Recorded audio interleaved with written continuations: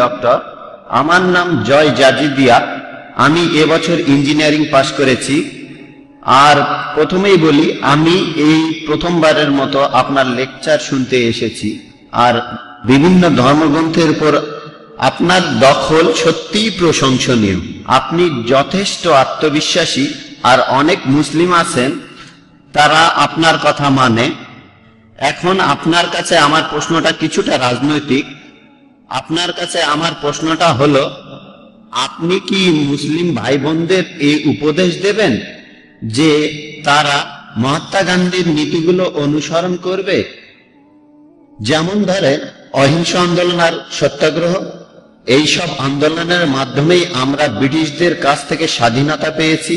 আমি সবগুলো ধর্মগ্রন্থকেই শ্রদ্ধা করি, যেমন কোরআন, গীতা, বাইবেল। তবে আমার মনে হয় আমার প্রথম পরিচয়টা হলো আমি একজন ইন্ডিয়ান। তাহলে মুসলিম ভাই বোনদের উপদেশ দেবেন মহাত্মা গান্ধীর নীতিগুলো অনুসরণ করতে, যেমন অহিংস আন্দোলন, সত্যাগ্রহ, অথবা মহাত্মা গান্ধীর অন্য যে কোনো নীতি? ভাই, আপনি প্রশ্ন করলেন যে আমি কি মুসলিম ভাই বোনদের মহাত্মা গান্ধীর নীতি অনুসরণ করতে বলবো, তারপর বললেন যে মহাত্মা গান্ধীর যে কোনো নীতি, যেমন অহিংসা নীতি আর সত্যাগ্রহ। সরি, আমি পরিষ্কার করে বলি, মহাত্মা গান্ধীর যে কোনো নীতি। আপনার প্রশ্নটা বুঝতে পেরেছি। আপনি বললেন নীতিগুলো মানে সবগুলো নীতি, তারপরে বললেন যে কোনো নীতি। আমি দুটোরই উত্তর দিচ্ছি। মহাত্মা গান্ধীর যে নীতিগুলো আছে, যেগুলো কোরআনের সাথে মিলে যায়, আল্লাহর কথার সাথে মিলে, আমাদের নবীজির কথার সাথে মিলে যায়, আমার কোনো আপত্তি নেই। মুসলিমদের বলবো সেই নীতিগুলো পুরোপুরি মেনে চলেন। যেমন ধরেন সত্যাগ্রহ আন্দোলন, মহাত্মা গান্ধীর অহিংসা আন্দোলন, একই কাজ নবীজিও করেছিলেন। এমন না যে তিনি মহাত্মা গান্ধীকে অনুসরণ করেছেন, মহাত্মা গান্ধী নবীজিকে অনুসরণ করেছেন। এই ব্যাপারে পরে বলছি। আমাদের নবীজির নবুয়ত লাভের পরবর্তী সময়টা যদি দেখেন, তখন আনুমানিক 13টা বছর তিনি মক্কায় ছিলেন। তিনি অনুসারীদের বললেন খুনোখুনি নয়। অনেক অমুসলিম ইসলাম গ্রহণ করেছিল, যারা ছিল দুর্ধর্ষ যোদ্ধা। তিনি বললেন তোমাদের জিহাদ হলো সবর। সবর মানে ধৈর্য ধরা। অনেক মুসলিমকে হত্যা করা হয়েছিল। মক্কার পৌত্তলিকরা দুর্বল মুসলিমদের টার্গেট করত, তাদের অত্যাচার করত, তাদের মেরে ফেলত। যাদের শক্তি ছিল তারা খেপে গেল। তারা বলল যে আমাদের ভাইকে খুন করেছে, আমরা এখন প্রতিশোধ নেব। নবীজি বললেন তোমাদের জিহাদ হলো সবর। দেখবেন কারো হয়তো শক্তি আছে লড়াই করার, সে যদি লড়াই করে সেটা ভালো। কিন্তু কারো লড়াই করার শক্তি আছে, তখন বলা হলো তোমরা লড়াই করো না। তারা নিজেদের সামনে রাখলো, এটাই শ্রেষ্ঠ জিহাদ। আরবি জিহাদ শব্দটার অর্থ সংগ্রাম করা, এর অর্থ চেষ্টা করা। তখন আমাদের নবীজি বলেছিলেন খুনোখুনি নয়। তারা রাস্তায় নেমে পড়তেন আর বলতেন আমরা সাক্ষ্য দিচ্ছি যে আল্লাহ ছাড়া কোনো উপাস্য নেই, আর মুহাম্মদ সাল্লাল্লাহু আলাইহি সাল্লাম আল্লাহর প্রেরিত রাসূল। মানুষ পাথর মারলো, তারা তাদের কিছু বলল না। তাদের অত্যাচার করা হলো, কিন্তু তারা প্রতিশোধ নিল না। নবীজি তায়েফে গেলেন, লোকে পাথর মারলো, তিনি কিছুই বললেন না। তাহলে এটা হলো একটা পদ্ধতি। তবে এই পদ্ধতিটাই সব নয়।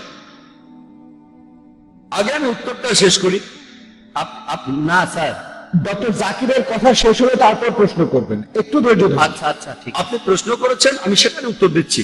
মহাত্মা গান্ধীর এই নীতি, এই অহিংসা নীতি অনেক ক্ষেত্রে কাজে লাগবে। কিন্তু এখন যদি ইন্ডিয়া সরকারকে বলেন যে এই লোকটা ডাকাতি করছে, এটা অপরাধ, অ্যারেস্ট করবেন না। এই লোকটা ধর্ষণ করছে, এটা অপরাধ, কিন্তু অ্যারেস্ট করবেন না, ইন্ডিয়া সরকার কি এটা মানবে? সব দেশে দেখবেন যে পুলিশ বাহিনী আছে। এই পুলিশ সে দেশের শান্তি আর নিরাপত্তা নিশ্চিত করতে মাঝে মধ্যে তারা বল প্রয়োগ করে অপরাধীদের বিরুদ্ধে, যাতে শান্তি বজায় থাকে। আপনি ইন্ডিয়ার সরকার বা বোম্বের পুলিশ কমিশনারকে বলতে পারবেন না যে দেখেন মহাত্মা গান্ধী অহিংসার কথা বলেছেন, তাই যে ডাকাতি করছে তাকে করতে দিন। তাকে শুধু বলেন ডাকাতি করবেন না। ধরেন কেউ আপনার বোনকে ধর্ষণ করছে, শুধু বলেন ধর্ষণ করবেন না, এটা হচ্ছে অহিংসা নীতি। এই নীতিতে সব কাজ হয় না। ইসলাম ধর্মে জুলম বলে একটা শব্দ আছে। জুলম, জুলম আরবিতে এই শব্দটার অর্থ হতে পারে উৎপীড়ন। আর যে এই উৎপীড়ন করে তাকে বলা হয় জালিম, একজন জালিম। আর কোন লোকটা বেশি জালিম? যে মানুষ এই উৎপীড়ন বন্ধ করতে পারে কিন্তু তারপরে করে না। নবীজি মুহাম্মদ সাল্লাল্লাহু আলাইহি সাল্লাম বলেছেন, সহিহ মুসলিমে উল্লেখ আছে, যদি খারাপ কাজ হতে দেখো তোমার হাত দিয়ে তা থামাও, যদি হাত দিয়ে থামাতে না পারো তাহলে তোমার মুখ দিয়ে থামাও, যদি মুখ দিয়ে থামাতে না পারো তাহলে মনে মনে অভিশাপ দাও, আর মনে মনে অভিশাপ দিলে তুমি হবে সবচেয়ে নিচু স্তরের মুমিন, সবচেয়ে নিচু স্তরের মুসলিম। যদি আপনি দেখেন কেউ ধর্ষণ করছে, মহাত্মা গান্ধী বলেছেন ধর্ষণ করবেন না, তখন যদি আপনার তাকে থামানোর সামর্থ্য থাকে আপনার হাত দিয়ে তাকে থামান। সে হয়তো আপনার বোন না, হয়তো আপনার মা না, যদি দেখেন কেউ ধর্ষণ করছে তাকে হাত দিয়ে থামাতে পারলে আপনার হাত দিয়ে থামান। যদি সেটা না পারেন, যদি দুর্বল হন, শরীরে শক্তি না থাকে, মুখে বলেন ভাই সাহেব ধর্ষণ করবেন না, বলাৎকার করবেন না, ভাই ধর্ষণ করবেন না, আপনার মুখ দিয়ে তাকে বলেন। যদি ভাবেন আমি মুখে বারণ করলে লোকটা আমাকে মেরে ফেলবে, অন্তত পক্ষে মনে মনে অভিশাপ দেন। তাহলে পরিস্থিতির উপর নির্ভর করে কাজের পদ্ধতিও বদলাবে। নবীজি যখন মদিনায় গেলেন একসময় শান্তি বজায় ছিল, তারা হুদাইবিয়ার সন্ধি করলো। মক্কার মুশরিকরা মুসলিমদের সাথে তখন একটা চুক্তি করলো, মুশরিকরা চুক্তি ভঙ্গ করলো, তারপর যুদ্ধ বেঁধে গেল। আল্লাহ তাআলা তখন বললেন যুদ্ধক্ষেত্রে কাফিরদের দেখলে ভয় পেও না, লড়ো, হত্যা করো, পরিস্থিতির উপর নির্ভর করবে। একজন বিখ্যাত ঐতিহাসিকের কথা অনুযায়ী মাইকেল এইচ হার্ট তার একটা বইতে তিনি পৃথিবীর ইতিহাসে 100 জন প্রভাবশালী মানুষের কথা বলেছেন। 1 নম্বরে তিনি বলেছেন মুহাম্মদ সাল্লাল্লাহু আলাইহি সাল্লামের কথা। শুধুমাত্র এই জন্য কথাটা বলছি না, তিনি এখানে আরো বলেছেন মহাত্মা গান্ধী সম্পর্কে। মাইকেল এইচ হার্ট খুব বিখ্যাত ঐতিহাসিক, ইতিহাসের 100 জন প্রভাবশালী মানুষের কথা বলার পরে তিনি সেখানে বেশ কিছু কথা বলেছেন। এখানে তিনি তখন মহাত্মা গান্ধী সম্পর্কে বলেছেন। তিনি লিখেছেন যে মহাত্মা গান্ধীর এই সত্যাগ্রহ আন্দোলন, যেটা ছিল তখনকার গুরুত্বপূর্ণ আন্দোলন, এটার জন্যই নাকি ব্রিটিশরা তখন ফিরে গিয়েছে। কিন্তু তিনি বলেছেন যদি এই আন্দোলনটা না হতো তারপরও ইন্ডিয়া ঠিকই স্বাধীন হয়ে যেত। এটা বলেছেন বিখ্যাত ঐতিহাসিক মাইকেল এইচ হার্ট। তাহলে যেটা বুঝতে পারি, পরিস্থিতির উপর নির্ভর করে কাজের পদ্ধতিটা ঠিক করতে হবে। সব সময় অহিংসা নীতি চলবে না, মাঝে মধ্যে দেশে শান্তি বজায় রাখার জন্য আমাদের বল প্রয়োগ করতে হয়। যেমন দেখেন প্রত্যেক দেশে পুলিশ বাহিনী থাকে, আইন প্রয়োগ করে। কেউ যদি কোনো কিছু নিয়ে বাড়াবাড়ি করে, ধর্ষণ করে, ডাকাতি করে, নিরীহ মানুষদের ক্ষতি করে, তখন শেষ উপায় হিসেবে প্রত্যেক দেশের পুলিশ যেমন বল প্রয়োগ করে, একইভাবে ইসলাম বলছে যে শেষ উপায় হিসেবে, শেষ অবলম্বন হিসেবে মাঝে মধ্যে শান্তি বজায় রাখার জন্য বল প্রয়োগ করতে হয়। আশা করি উত্তরটা পেয়েছেন। আর কিছু বলতে চাইলে এখন বলতে পারেন। না স্যার, উত্তরে আমি সন্তুষ্ট, আপনাকে অনেক ধন্যবাদ। সেজন্য বলেছিলাম বাধা দেবেন না, এটা আমার পেশা, আমি এই কাজটাই করি। পুরো উত্তরটা শুনলে তারপর করবেন। জাকির ভাই, আপনার কাছে আমার একটা প্রশ্ন আছে। এখানে যেসব মুসলিম ভাই ও বোনেরা আছেন তাদের অনুভূতিতে আঘাত লাগলে আমি ক্ষমা চাচ্ছি। আমার নাম মহেশ মেহতা, আর আমি ব্যবসা করি। আপনাদের পবিত্র কোরআন এটা আল্লাহর পাঠানো আসমানি কিতাব নয়। কেন? কারণ হলো আগে যে তাওরাত, ইনজিল, জাবুর এসেছে, তাওরাত মুসার উপর নাজিল হয়েছিল, জাবুর দাউদের উপর নাজিল হয়েছিল, আর যিশুর উপর নাজিল হয়েছিল ইনজিল। এই কিতাবগুলো বিকৃত হয়ে গেছে। 3টা কিতাবই আপনারা মুসলিমরা বলেন বইগুলো বিকৃত হয়ে গেছে। আর এছাড়াও আপনারা দেখবেন কোরআনে আহলে কিতাব বলে সম্বোধন করা হয়েছে ইহুদি ধর্মের অনুসারীদের আর খ্রিস্টানদেরকে। তাহলে যে বইটা মানে পবিত্র কোরআন আল্লাহ লিখেছেন, সেখানে তিনি বলবেন শ্রীকৃষ্ণের মতো, যেমন ভগবত গীতায় এটা করার এটা করো না। তাই এই কিতাবটা একজন মানুষই লিখেছে। এখানে 25 জন নবীর নাম আছে, সেগুলো বাইবেলেও আছে সবগুলো। এই নবীদের নামগুলোই কোরআনে আছে। তাই আমার মনে হয় যে আল্লাহ তো অনেক বড়, তিনি পুরো বিশ্ব ব্রহ্মাণ্ড বানিয়েছেন। তিনি কখনো এভাবে বলবেন না যে এরা ইহুদি বা এরা খ্রিস্টান, কারণ ইহুদি বা খ্রিস্টানরা তো তারই সৃষ্টি। আমার মনে হয় এই পবিত্র কোরআন কোনো মানুষই লিখেছে। এছাড়াও আমি আরেকটা প্রশ্ন করতে চাই। 1 মিনিট ভাই। হ্যাঁ, উনি আগে উত্তর দিক, তারপর আচ্ছা। আপনি আবার প্রশ্ন করুন। আচ্ছা। ভাই আপনি প্রশ্ন করলেন, আর সত্যি বলতে আমি মহেশ ভাইকে চিনি সেই 1991 সাল থেকে। হ্যাঁ, তিনি আইআরএফ থেকে মুসলিমদের চাইতে বেশি ভিডিও ক্যাসেট নিয়েছেন, তাই আইআরএফ এ ভিডিও ক্যাসেট আর লিটারেচারের লিস্টে তার নামই সবার আগে আছে। মহেশ ভাই প্রশ্ন করলেন যে আগের আসমানি কিতাবগুলো কোরআন যেমন বলছে তাওরাত, জাবুর, ইনজিল, দেওয়া হয়েছিল মুসাকে, দাউদকে আর যীশু খ্রিস্টকে। মুসলিমরা বলে এগুলো বিকৃত হয়ে গেছে। তাহলে পবিত্র কোরআনে যখন ইহুদিদের কথা বলা হয়েছে যে হে কিতাবীগণ, ইহুদি আর খ্রিস্টানরা, যখন তাদের এভাবে সম্বোধন করা হচ্ছে, তাহলে কোরআনও কি কোনো মানুষ লিখেছে? ঠিক। আপনার প্রশ্নটা হলো ইহুদি আর খ্রিস্টানদের সম্পর্কে বলা হয়েছে কেন? আপনি যদি আমার আগের লেকচারটা শুনে থাকেন, is the Quran God's word, আপনি কি সেখানে ছিলেন? না, আমি সেখানে ছিলাম না। সেখানে আমি সব বিস্তারিত ভাবে বলেছি, এখন আর সেগুলো রিপিট করব না। সেখানে বলেছি মানুষ কিভাবে অভিযোগ করে যে নবীজি নিজে এটা লিখেছেন, তিনি লিখেছেন, আর কেন লিখেছেন, ক্ষমতা বা অন্য কিছু ইত্যাদি। লেকচারটা ছিল 2 ঘন্টা, সেগুলো রিপিট করব না। তবে আপনার মূল প্রশ্নতে আসি। কোরআন বলছে যে হে কিতাবীগণ, তার মানে এর মানে দাঁড়াচ্ছে এই কোরআন লিখেছে একজন মানুষ। ভাই, কোরআন পড়লে দেখবেন, আর আপনি ঠিকই বলেছেন, কোরআনে 25 জন নবীর নাম বলা হয়েছে, আর এখানে যতজন নবী রাসূলের নাম বলা হয়েছে তারা সবাই ইহুদি। দেখবেন যে এই নামগুলো বাইবেলে বলা হয়েছে। কোরআনের প্রায় 1/3 ইহুদিদের সম্পর্কে বলা হয়েছে। কেন? এটা উদাহরণ যে আল্লাহ তাআলা সুবিধা দিয়েছিলেন ইসরায়েলের মানুষদের, হে বনি ইসরাইল, আমি একসময় তোমাদের অনুগ্রহ করেছিলাম, কিন্তু তোমরা তখন এই কাজগুলো করেছো। পবিত্র কোরআনে এই উদাহরণগুলো দিয়েছেন আল্লাহ তাআলা, যে তারা নবী ছিলেন যারা আগে এসেছিলেন এই মানুষদের কাছে। কিছু মানুষ নবীকে প্রত্যাখ্যান করেছিল, কিছু মানুষ গ্রহণ করেছিল। এখানে উদাহরণ দিতে গিয়ে বলা হয়েছে কুল ইয়া আহলাল কিতাব, বলো হে কিতাবীগণ, তাআলা ইলা কালিমাতিন সাওয়াইন বাইনানা ওয়া বাইনাকুম, এসো সেই কথায় যাহা আমাদের ও তোমাদের মধ্যে এক। তাহলে কোরআন এখানে মুসলিমদের বলছে যে তোমরা কিতাবীদের সাথে এ বিষয়ে কথা বলবে। কিতাবীগণ মানে যারা আসমানি কিতাব পেয়েছে। এখানে পবিত্র কোরআন পরিষ্কার করে বলেছে, যখন কোরআনে আহলে কিতাব বলা হচ্ছে, ইহুদি আর নাসারাদের কথা বলা হচ্ছে, ইহুদি আর খ্রিস্টানদের, তাহলে আল্লাহ বলছেন মুসলিমদের কিতাবীদের সঙ্গে কথা বলতে। আল্লাহ আরো বলেছেন ইয়া আহলাল কিতাব, হে কিতাবীগণ। তার মানে কোরআন এখানে শুধু মুসলিমদের বলছে না, শুধু আরবদের বলছে না, কোরআন এখানে কিতাবীদেরও বলছে। সেজন্যই আমি বলেছি যে এই সর্বশেষ চূড়ান্ত আসমানি কিতাব পবিত্র কোরআন, এটা শুধু মুসলিম বা আরবদের জন্য নাজিল হয়নি, নাজিল হয়েছে পুরো মানুষ জাতির জন্য। যদি এটা কোনো মানুষ লিখতো, যদি কোরআনে কোনো মানুষ লিখতো, আপনি যেটা বললেন, তাহলে আল্লাহ কখনোই বলতেন না যে যাও ইহুদি আর খ্রিস্টানদের বলো তাদের ধর্মগ্রন্থে এটা আছে। আর সেই সময়ে অনেক মানুষ এটা জানতো না যে অতীতে ইহুদি আর খ্রিস্টানদের কি হয়েছিল। যখন তারা চেক করলো, দেখা গেল সত্যি। এরপর কোরআনে অনেক ভবিষ্যৎবাণীও করা হয়েছে যে পৃথিবীতে ভবিষ্যতে কি ঘটবে। তাহলে এই সমস্ত কথা এগুলো কোনো মানুষ লিখতে পারে না। বিস্তারিত জানার জন্য আমার ভিডিও ক্যাসেট দেখেন, is the Quran God's word. আশা করি উত্তরটা পেয়েছেন। আরেকটা কথা বলবো, আমি 55টারও বেশি দেশে ভ্রমণ করেছি। আপনাদের কোরআন আর হাদিস মূর্তি পূজাকে নিষিদ্ধ করেছেন। তবে আপনি অন্য ধর্মগুলো দেখেন, খ্রিস্টান ধর্ম অথবা ধরেন বৌদ্ধ ধর্ম, চাইনিজ ধর্ম, জৈন ধর্ম, অন্য সব ধর্মেই দেখবেন মূর্তি পূজা আছে।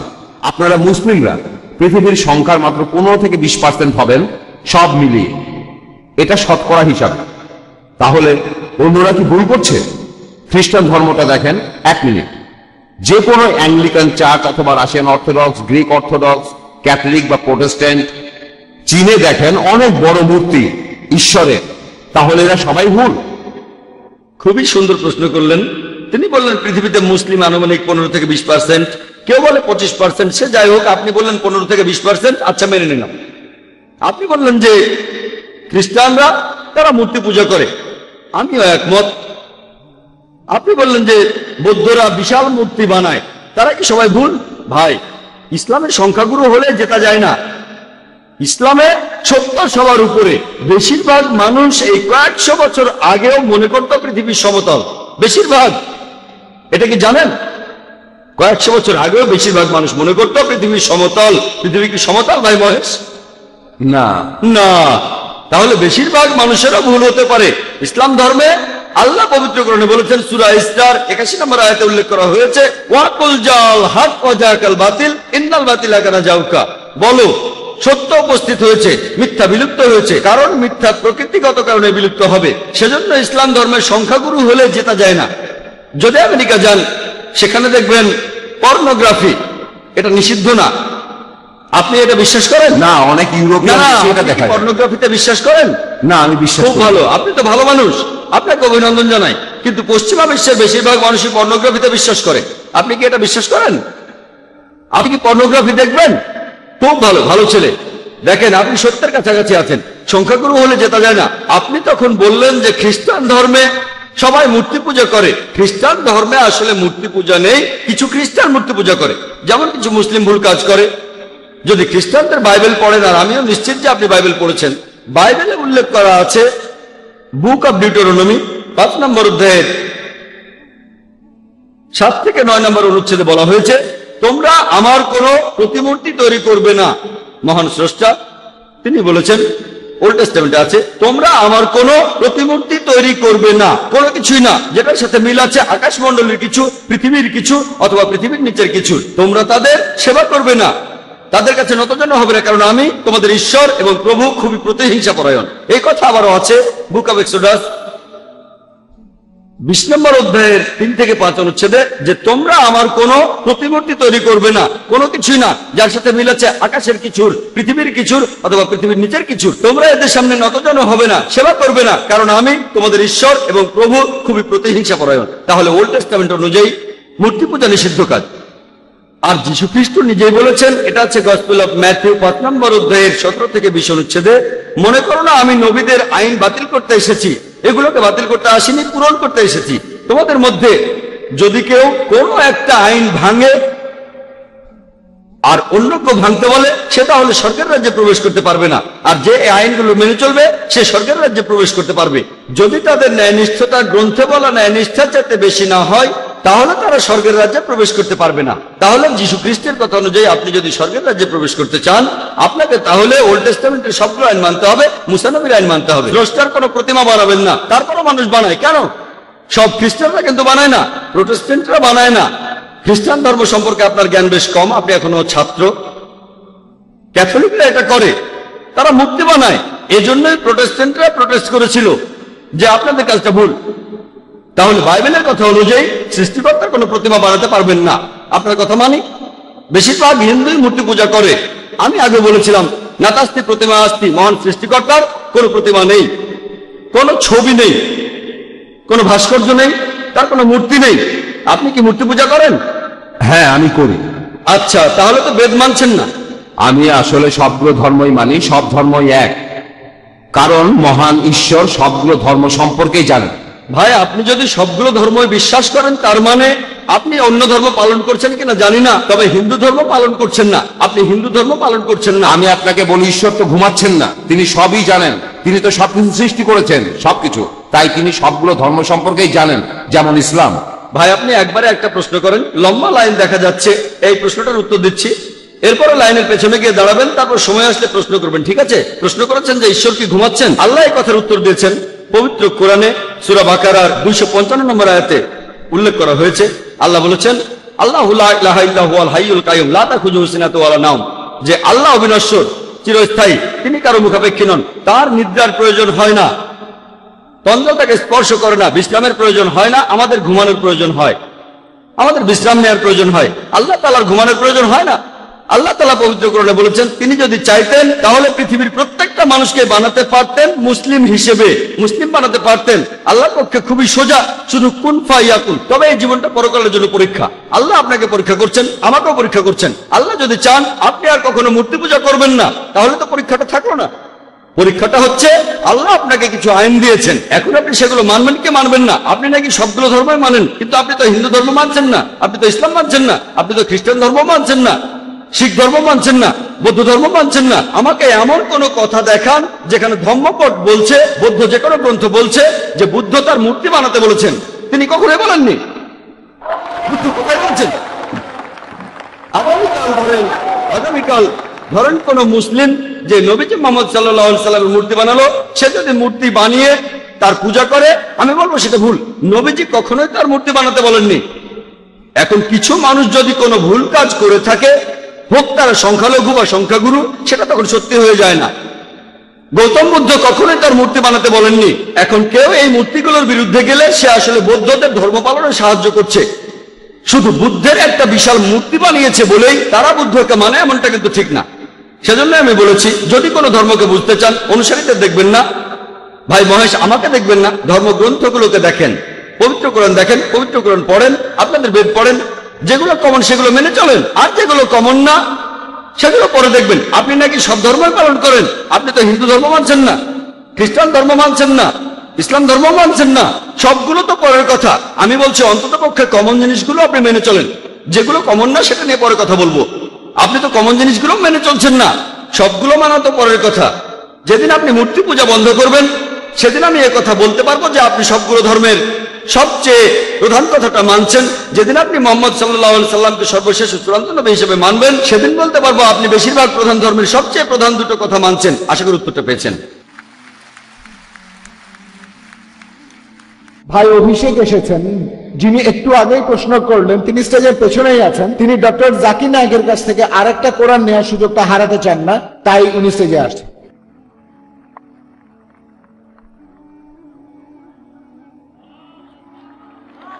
তাকবীর। উনি স্টেজের পেছনে এসে ভলান্টিয়ারদের কাছে প্রথমে বলেছিলেন, আর শুনে আমরা বললাম আলহামদুলিল্লাহ। স্যার, আমার নাম প্রফেসর শেঠি।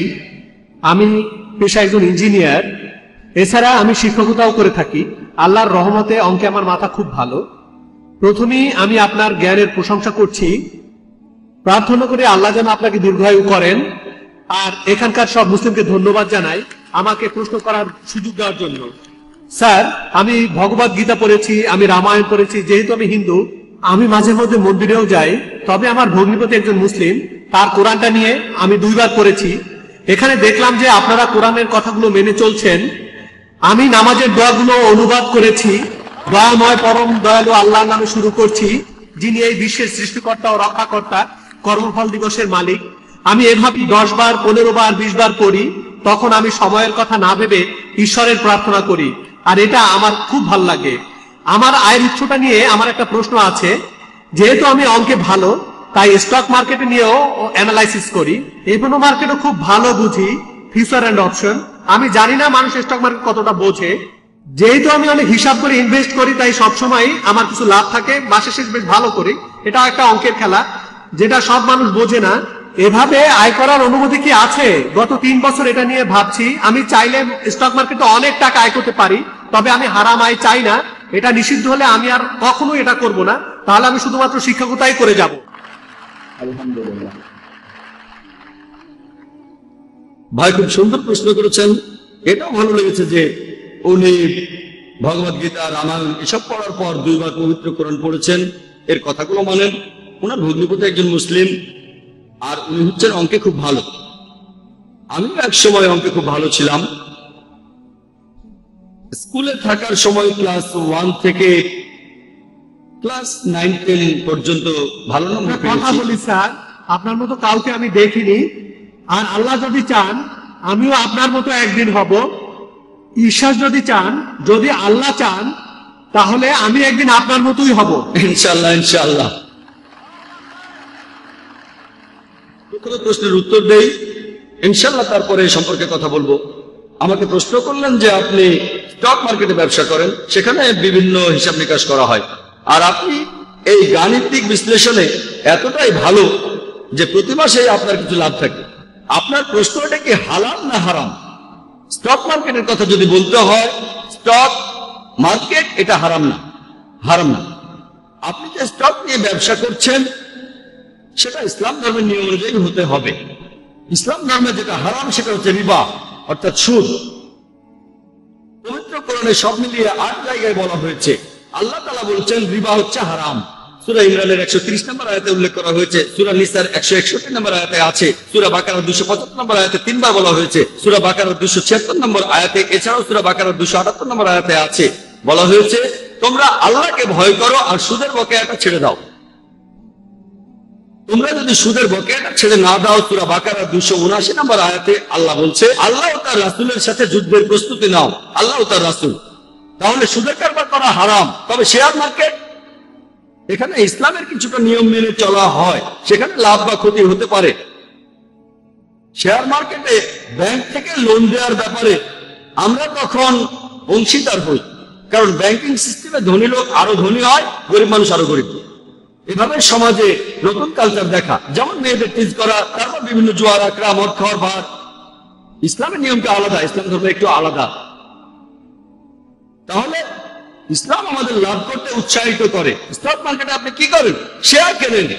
এভাবে আপনি সেই কোম্পানির সদস্য হয়ে গেলেন, হোক 1%, 10%, 0.1%, 0.01%। তাহলে ব্যবসায় লাভ বা ক্ষতি ইসলামে এটার অনুমতি আছে। তাই আপনি যদি শেয়ারের ব্যবসা করেন আর সেই ব্যবসা যদি ইসলামিক শরিয়ার নিয়মগুলো মেনে করেন, যদি আপনি এমন কোন কোম্পানির শেয়ার না কেনেন যারা অ্যালকোহল বিক্রি করে, যারা সুদের কারবার করে, ফাইন্যান্সিয়াল কোম্পানি হতে পারে, ব্যাংক অথবা কোনো ফাইন্যান্সিয়াল লিজিং কোম্পানি, যেসব কোম্পানি অশ্লীল ছবি বানায় বা পর্নোগ্রাফি, সমাজের জন্য এসব ক্ষতিকর জিনিস, কোন কোম্পানি যদি এসবে ইনভেস্ট করে, আপনি তেমন কোন জায়গায় যাবেন না। অ্যালকোহলিজম বা ড্রাগস বা ফার্মাসিউটিক্যালস কোম্পানিগুলো ঠিক আছে, ড্রাগস মানে কোকেন, ব্রাউন সুগার অথবা নেকেড সিনেমা বানায় তেমন ফিল্ম কোম্পানি, আপনি যদি এমন কোন কোম্পানি শেয়ার কেনেন এটা হারাম। দ্বিতীয়ত, আপনি যদি অনুমান করে থাকেন যে এটা জুয়া খেলা, আপনি তো স্টক মার্কেটে আছেন, লোকে শেয়ার কেনে 2 সপ্তাহ পরে সেগুলো আবার বেচে দেয়, হয়তো আগে থেকে জানে অথবা অন্য কোনো কারণে। আর ইসলামে জুয়া খেলা হচ্ছে হারাম। তাহলে আপনি যদি স্টক মার্কেটে ইনভেস্ট করতে চান কোনো সমস্যা নেই, সেখানে ব্যবসা করেন এবং স্টক মার্কেটে আপনি ব্যবসা করতে পারেন। আর স্যার আপনি আমার প্রশ্ন থেকে দূরে সরে গেছেন। ফিউচার আর অপশন নিয়ে বলছিলাম, এটা কি ঠিক? আমি বলছি আপনি 10 টাকা দিয়ে 100 টাকার শেয়ার কিনলেন, তারপর সেটা বছরের পর বছর রেখে দিলেন। বলছি, আমি সামগ্রিকভাবেই বলছি, একটা পয়েন্ট না। ধন্যবাদ, আপনাকে ডিস্টার্ব করার জন্য দুঃখিত। এবারে ফিউচার অপশন নিয়ে বলছি যে আপনি কিছু শেয়ার কিনে ভবিষ্যতের জন্য রেখে দিলেন, এরপরে সেই শেয়ার থেকে কিছুটা রেখে বেচে দিলেন। আমি জানি আপনি বেচতে পারেন, কিছু অংশ রাখতেও পারেন, তারপর আবার কিছু শেয়ার কিনতে পারেন, সেটাও বেচতে পারেন। আমি এটা জানি, আমি হয়তো আপনার মতো এক্সপার্ট না, তবে এ নিয়ে বলতে পারবো। ভবিষ্যতের কথা যদি বলেন, এটার অনুমতি নেই, এটা হারাম। মার্জিন ট্রেডিং, যেটা দেখবেন রিয়েল এস্টেট ব্যবসায়, আপনি 10%-এ কিনলেন, সেটার দাম বেড়ে গেল, কারণ কোন ফ্ল্যাট কিনতে গেলে টাকা দেবেন কিস্তিতে, কিস্তির মেয়াদ 2 বছর, এখন 10% দিলেন, পরে 20%, তারপর দাম বাড়লো, আপনি বেঁচে দিলেন, ঠিক আছে। শেয়ারের ক্ষেত্রে এমনটা হয় না, স্টকের ক্ষেত্রে এমনটা হয় না। এক্ষেত্রে জিনিসটা আপনার হাতে নেই, আপনি আংশিক টাকা দিয়েছেন, তারপর অন্য কেউ আপনার পেছনে আসলো, এটা যদি পড়ে যায়, তাই হেজ ফান্ড থাকে, হেজিং জানেন, হেজ ফান্ড থাকে। ইসলামে এইসব জিনিসের অনুমতি নেই। তবে পিওর স্টক যদি সেটাই আপনার ব্যবসা হয়ে থাকে, সেটা ইসলামিক হলে অনুমতি আছে। এরপর আপনি আরো বলেছেন শেয়ারের ব্যবসা করে আপনি অনেক টাকা জমিয়েছেন, এটার অনুমতি না থাকলে আপনি বাদ দেবেন। এভাবে যে টাকা জমিয়েছেন, এটা যদি অনুমোদিত না হয় আপনি বাদ দেবেন। এখানে আসল কথা হলো আমরা শান্তি চাই ইহকালে আর আখিরাতে। পরকালের যে শান্তি, সেটা দীর্ঘস্থায়ী শান্তি। তাহলে যদি হালাল উপার্জন করেন, ইনশাল্লাহ আপনি ইহকালেও ভালো থাকতে পারবেন, পরকালেও থাকবেন। আমি আল্লাহর কাছে দোয়া করছি যেন শান্তি ও সাফল্য পান এই পৃথিবীতে, এছাড়া পরকালেও শান্তি পান। আশা করি উত্তরটা পেয়েছেন।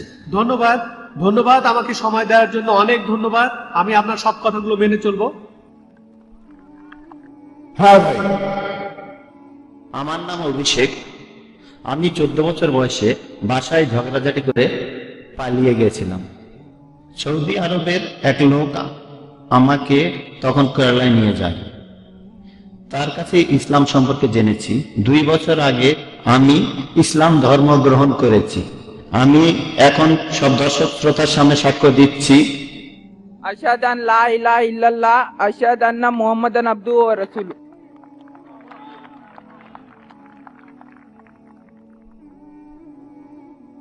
আপনার প্রশ্নটা, আপনি কি কোনো প্রশ্ন করবেন? না স্যার। ডক্টর জাকির কিছু বলবেন? হ্যাঁ ভাই, আপনাকে অভিনন্দন জানাই, আপনাকে স্বাগত জানাই এই শান্তির ধর্মে। আর আপনিও সাক্ষী দিতে পারেন যে সৌদিরা তরবারি ব্যবহার করেনি। আপনাকে কি জোরজবস্তি করা হয়েছিল? না। জোরজবস্তি না। বা বন্দুক? না, আমি স্বেচ্ছায় মাশাআল্লাহ। মুসলিম হয়েছি। মাশাআল্লাহ, উনি স্বেচ্ছায় মুসলিম হয়েছেন। আপনাকে কোরআনের একটা অনুবাদ দিতে চাই, আপনি কি স্টেজে আসবেন? আমি এখানে প্রথম লেকচার দিয়েছিলাম 8 দিন আগে। সেদিন এক বোন ইসলাম গ্রহণ করেছিলেন, আমি তার চেহারাটা দেখতে পাইনি। আমি শুধু বাম দিকের মাইকের প্রশ্নকারী চেহারাটা দেখতে পাই, বাম দিকের মাইক আর কাউকে দেখতে পাই না। প্রথম দিনের সেই মহিলাকেও আমি দেখিনি। আর শনিবারে আইবিএস এর প্রশ্ন করলো গোয়েন্দারা যে সেই মহিলা কোথায়, বললাম আমি তো তাকে চিনি না। আপনারা হয়তো টিভিতে তাকে দেখেছেন, এখানে অনেক মানুষ আছেন, টেলিভিশনে দেখলে হয়তো সেই মহিলাকে আপনারা দেখতে পারেন। আপনি এখানে সাক্ষ্য দিতে পারেন যে আপনাকে জবরদস্তি করা হয়নি, এখানে জবরদস্তি করা যায় না, মুসলিম বানানো যায় না, স্বেচ্ছায় করলে হতে পারে। আমাদের এই দেশ, আমাদের এই ইন্ডিয়া, পৃথিবীতে এমন দেশ খুব কমই আছে যে দেশের সংবিধানে লেখা আছে যে ইন্ডিয়ার প্রত্যেক নাগরিকেরই তার ধর্ম প্রচার ও পালন করার ন্যায্য অধিকার আছে। এটা গণতান্ত্রিক দেশ, এজন্য আমি গর্বিত, কারণ এই দেশে মানুষ তার নিজের ধর্ম পালন ও প্রচারের অধিকার রাখে। জবরদস্তি করে কোনো ধর্ম গ্রহণে বাধ্য করা এটা নিষিদ্ধ। ইন্ডিয়ার সরকারের আইন অনুযায়ী এটা নিষিদ্ধ, আর ইসলাম অনুযায়ী এটা নিষিদ্ধ। জবরদস্তি করে কাউকে ইসলাম গ্রহণ করানো যাবে না। আপনি তাকে বোঝান, সে যদি বোঝে তাহলে খুব ভালো, আর রাজি না হলেও কোনো সমস্যা নেই। তবে কিয়ামতের দিন আমি আল্লাহর কাছে এই কথা বলতে পারবো যে আমি আপনাদের মাঝে ধর্ম প্রচার করেছি। ইসলাম গ্রহণ করার জন্য আপনাকে ধন্যবাদ, অনেক ধন্যবাদ। এবারের প্রশ্ন মহিলাদের মধ্যে থেকে। গুড ইভিনিং স্যার, আমি ডক্টর পূজা, পেশায় ফিজিওথেরাপিস্ট। স্যার, আপনি আপনার লেকচারে এই কথাগুলো বলেছিলেন, আমি সেগুলো আরেকবার বলছি। আপনি বলেছেন যে সব মুসলিম যদি চরমপন্থী হয় তাহলে মানুষের সমস্যাগুলোর সমাধান হবে। আমি ছোট একটা কারেকশন করেছি, আপনার চাইতে আমি অনেক ছোট, সেজন্য ক্ষমা চাইছি। তবে আমার কাছে মনে হয় যে আপনি যদি এভাবে বলতেন তাহলে কথাটা আরো গ্রহণযোগ্য হতো। যদি সব মানুষ চরমপন্থী হয় তাহলে মানুষের সমস্যাগুলোর সমাধান হবে। হতে পারে সেই মানুষ মুসলিম বা হিন্দু বা খ্রিস্টান বা অন্য ধর্মের। ডক্টর পূজা খুব সুন্দর প্রশ্ন করেছেন। আমি ভুল বলে থাকলে সেটা স্বীকার করতে কোনো আপত্তি নেই। এই প্রশ্নোত্তর পর্বটা সেজন্যই, যদি বলি 2 + 2 = 5, আপনি শুধরে দিতে পারেন যে 5 না 4। আমি একজন মানুষ, আমি কম্পিউটার না, আর আমারও ভুল হতে পারে, সেজন্য প্রশ্নোত্তর পর্বের ব্যবস্থা করা হয়েছে। কিন্তু আপনার মন্তব্যটা সম্পর্কে বলি, আমি বলেছি সবাই যদি চরমপন্থী মুসলিম হয় সব সমস্যার সমাধান হবে। আপনি সেটা শুধরে দিয়ে বললেন যে আমি যদি এখানে বলতাম যে সব মানুষ যদি চরমপন্থী হয় সব সমস্যার সমাধান হবে, চরমপন্থী হবে কোন ক্ষেত্রে? যেভাবে আপনি বলেছেন, যেভাবে আপনি যেমনটা বলেছেন, চরম পরোপকারী, চরম দয়ালু। আমার লেকচারটা শুনে থাকেন, আমি বলেছি যে চরমপন্থী মুসলিম সেই হতে পারে যে চরম দয়ালু, চরম ক্ষমাশীল, চরম পরোপকারী, চরমভাবে সৎ, চরম ন্যায়বান। একজন ডাকাতও তো চরমপন্থী হতে পারে, যে ডাকাতি করে, ধর্ষকও চরমপন্থী হতে পারে। যদি বলি সবাই চরমপন্থী হলে সমাধান, তাহলে সেই ধর্ষক খুশি হবে, সে তো একজন চরমপন্থী ধর্ষক, তাই না? অথবা একজন চরমপন্থী সন্ত্রাসী, এটা অন্য অর্থে। অপরাধীদের সন্ত্রস্ত করার কথা এখানে বলছি না, নিরীহ মানুষকে সন্ত্রস্ত করার কথা বলছি, কারণ সাধারণত সন্ত্রাসী বলতে বোঝানো হয় যারা নিরীহ মানুষকে সন্ত্রস্ত করে। এদিক থেকে কোনো মুসলিমেরই সন্ত্রাসী হওয়া উচিত না। বোন, আমি যদি পুরো ব্যাপারটা অনুবাদ করি তাহলে আপনি ভালোভাবে বুঝতে পারবেন। আমি যেটা বলেছিলাম, প্রত্যেক মানুষ যদি চরমপন্থী মুসলিম হয়, অর্থাৎ যদি প্রত্যেক মানুষ একেবারে চরমভাবে শান্তিকামী হয়, আল্লাহর কাছে আত্মসমর্পণ করে, তাহলে মানুষের সব সমস্যার সমাধান হবে। যেহেতু আরবি শব্দটা ব্যবহার করেছি, এটা আবার অনেকে হজম করতে পারে না। আপনার কথা বলছি না বোন, আমি মিডিয়ার কথা বলছি। ইসলাম অথবা মুসলিম এই কথাগুলো তারা হজম করতে পারে না, তাই আমি কথাগুলো অন্যভাবে বলছি যাতে করে অমুসলিমরাও এটা বুঝতে পারে। যদি প্রত্যেক মানুষ একেবারে চরমভাবে শান্তিকামী হয়, আল্লাহর কাছে নিজের ইচ্ছাকে সমর্পণ করে, মানুষের সব সমস্যার সমাধান হবে। হোক সেই মানুষ মুসলিম, হিন্দু বা খ্রিস্টান। এরপরে যদি বলেন হোক সে হিন্দু, মুসলিম, খ্রিস্টান, ধর্ষক, ডাকাত, তাহলে কোনো কাজ হবে না বোন। কারণ মুসলিম মানে যে আল্লাহর কাছে আত্মসমর্পণ করে, তাকে মুসলিম হতেই হবে। হিন্দু কেউ আল্লাহর কাছে আত্মসমর্পণ করলে খুব ভালো। হবে না? না না না, বোন আমাকে বলতে দেন, পরের প্রশ্ন পরে করেন, তখন উত্তর দেব। ঠিক আছে। আপনি ঠিকই বলেছেন। হিন্দু শব্দটার মানে কি জানেন আপনি? হিন্দু হলো একটা ভৌগোলিক অবস্থান। হিন্দু মানে সেই মানুষগুলো যারা থাকে ইন্ডিয়ায়। এভাবে বললে আমিও একজন হিন্দু বোন, আমিও একজন হিন্দু মুসলিম। ভৌগোলিক অবস্থানের দিক থেকে। তবে এই হিন্দু শব্দটা প্রথম ব্যবহার করেছে আরবরা যখন তারা ইন্ডিয়া এসেছিল। যখন সৌদি আরবে গিয়েছিলাম তারা বলে হিন্দিয়া, হিন্দিয়া, হিন্দু। এটা জানেন, হিন্দু বলতে ভৌগোলিক অবস্থানকে বোঝানো হয়, কিন্তু এখন শব্দটাকে ভুল অর্থে প্রয়োগ করা হয় একটা ধর্মকে বোঝানোর জন্য। স্বামী বিবেকানন্দের কথা অনুযায়ী তিনি বলেছেন এই ধর্মের অনুসারীদের বলা উচিত বেদান্তবাদী, কারণ তারা বেদের কথা মেনে চলে। হিন্দু শব্দটা একটা মিসনোমার। বিশেষজ্ঞদের জিজ্ঞেস করেন, আপনি বললেন একজন হিন্দু কি মুসলিম হতে পারে? ভৌগোলিক অবস্থান বললে আমি একজন হিন্দু, আমি ইন্ডিয়াতে বাস করি, আল্লাহর কাছে আত্মসমর্পণ করেছি, আমি একজন শান্তিকামী মানুষ। তবে প্রত্যেক মানুষ, এক মিনিট বোন, এক মিনিট, আমেরিকানরাও ভালো মানুষ হতে পারে, ইংরেজরাও ভালো মানুষ হতে পারে। যদি বলি পৃথিবীর সব মানুষ ইন্ডিয়ায় থাকবে, সেটা এখানে সম্ভব হচ্ছে না, তাহলে সবাই হিন্দু হতে পারছে না। বোন, আগে উত্তরটা শেষ করতে দেন। আপনি প্রশ্ন করেছেন, আমি সেটার উত্তর দিচ্ছি। আপনি প্রশ্ন করেছেন, আমি উত্তর দিচ্ছি। আপনি আরেকটা চান্স পাবেন, সমস্যা নেই বোন, অবশ্যই। তবে আগে শেষ করতে দেন। আপনি যে শব্দটা বলেছেন সেটার অর্থ আপনার জানা উচিত। যদি পৃথিবীর সবাই ইন্ডিয়ায় থাকে, ইন্ডিয়ার সরকার সমস্যায় পড়ে যাবে। তারা বলে হাম দো হামারে দো, এক কে বাদ আবি নেই, দো কে বাদ কাবি নেই। ফ্যামিলি প্ল্যানিং এর কথা বলে, আমরা দুজন সন্তান, দুজন, হাম দো হামারে দো, এক কে বাদ আবি নেই, দো কে বাদ কাবি নেই। এক সন্তানের পরে একটু বিরতি, দ্বিতীয় সন্তানের পরে আর কোনো সন্তান নেবেন না। ফ্যামিলি প্ল্যানিং এ সম্পর্কে বলেছি কোরআন এন্ড মডার্ন সায়েন্সে। তাই বোন, আপনি যে শব্দটা বলেছেন সেটার অর্থ না জানলে আপনি ভুল বুঝতে পারেন। আপনি যদি একজন হিন্দু হন, ঈশ্বরের কাছে আত্মসমর্পণ করেন, এরপর যদি বেদ মেনে চলেন, আমার লেকচার যদি দেখে থাকেন ইসলাম ধর্ম আর হিন্দুইজমের মধ্যে সাদৃশ্য নিয়ে, বেদ বলছে তোমরা এক ঈশ্বরকে বিশ্বাস করবে।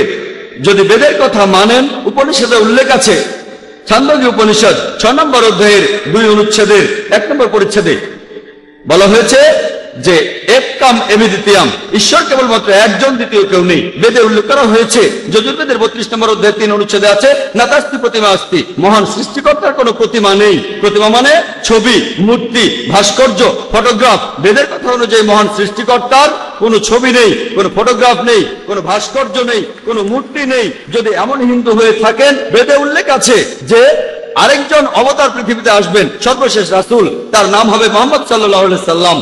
এই কথা বলা হয়েছে কল্কি অবতারে 2 নম্বর অধ্যায়ের 5 অনুচ্ছেদে, 7 অনুচ্ছেদে, 9 অনুচ্ছেদে, 11 অনুচ্ছেদে, 15 অনুচ্ছেদে, যে এই কল্কি অবতার জন্মগ্রহণ করবে শান্তি নামের একটি শহরে, অর্থাৎ মক্কা। তার বাবার নাম হবে বিষ্ণু ইয়াস, অর্থাৎ সৃষ্টিকর্তার ভৃত্য, আরবিতে আব্দুল্লাহ।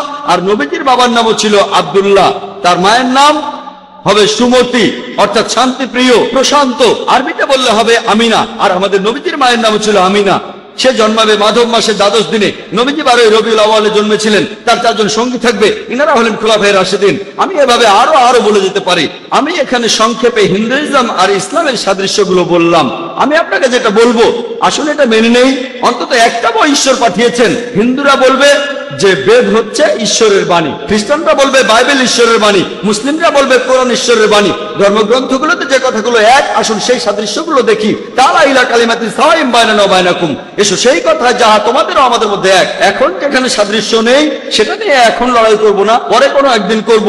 হ্যাঁ, আসুন আগে আমরা এটা মানি যে সবগুলো ধর্মগ্রন্থ, সবগুলো প্রধান ধর্মগ্রন্থ, হোক সেটা বাইবেল, হোক সেটা বেদ, হোক সেটা কোরআন, হোক পার্সি ধর্মগ্রন্থ, হোক শিখ ধর্মগ্রন্থ, সবাই বলছে ঈশ্বর কেবলমাত্র একজনই। বেশিরভাগ প্রধান ধর্মই একথা বলেছে যে শেষ একজন নবী আসবেন। বাইবেলে উল্লেখ করা হয়েছে ডিউটেরোনমি 18 অধ্যায়ের 18 অনুচ্ছেদ, বুক অফ ডিউটেরোনমি 18 অধ্যায়ের 19 অনুচ্ছেদ, বুক অফ আইজায়া 29 অধ্যায়ের 12 অনুচ্ছেদে, সং অফ সলোমন 5 অধ্যায়ের 16 অনুচ্ছেদে। এরপর নিউ টেস্টামেন্টে গসপেল অফ জন 14 অধ্যায়ের 16 অনুচ্ছেদে, গসপেল অফ জন 15 অধ্যায়ের 26 অনুচ্ছেদে, গসপেল অফ জন 16 অধ্যায়ের 7 অনুচ্ছেদে, গসপেল অফ জনে 16 অধ্যায়ের 12 থেকে 14 অনুচ্ছেদে বলা আছে যে যীশু খ্রিস্ট বলেছেন, তোমাদের আমি অনেক কথাই বলবো, কিন্তু তোমরা সবকিছু বুঝতে পারবে না। কারণ যখন সত্যের বার্তাবাহক আসবে, সে তোমাদের সত্যের পথে পরিচালিত করবে। সে তার নিজের কথা বলবে না, যা শুনবে তাই বলবে। তাহলে বিভিন্ন প্রধান ধর্মগ্রন্থ থেকে যেটা জানতে পারি, আমরা বিশ্বাস করবো এক ঈশ্বরে, তার কোনো ছবি নেই, তার কোনো প্রতিমা নেই। আমরা বিশ্বাস করবো সর্বশেষ আর চূড়ান্ত নবীকে। আসলে এগুলো মেনে নেই, আমরা অমিলগুলো নিয়ে কথা বলবো না। আসুন আমরা সেটা মানি যেটা এক, হিন্দু ধর্মগ্রন্থে, পার্সি ধর্মগ্রন্থে, খ্রিস্টান ধর্মগ্রন্থে। আপনি বললেন হিন্দু মুসলিম, আমি পার্সি ধর্মের কথা বলছি, আমি ইসলামের কথা বলছি। যেগুলো এক সেগুলো আমরা মেনে নেই। আর ইনশাআল্লাহ পৃথিবীর সমস্ত মানুষ যারা ঈশ্বরে বিশ্বাস করে, তারা যদি এটা মানে যে ঈশ্বর একজন, তার কোনো প্রতিমূর্তি নেই। আর যদি বিশ্বাস করে যে আল্লাহ প্রেরিত সর্বশেষ চূড়ান্ত নবী মোহাম্মদ সাল্লাল্লাহু আলাইহি সাল্লাম, তাহলে আপনারা দেখতে পাবেন যে পৃথিবীর সমস্ত মানুষই হবে চরমভাবে শান্তিকামী মানুষ, আল্লাহর কাছে নিজের ইচ্ছাকে সমর্পণ করবে, তাহলে মানুষের সব সমস্যার সমাধান হবে। আশা করি উত্তরটা পেয়েছি। হ্যাঁ, ধন্যবাদ স্যার। হ্যাঁ ভাই, প্রশ্ন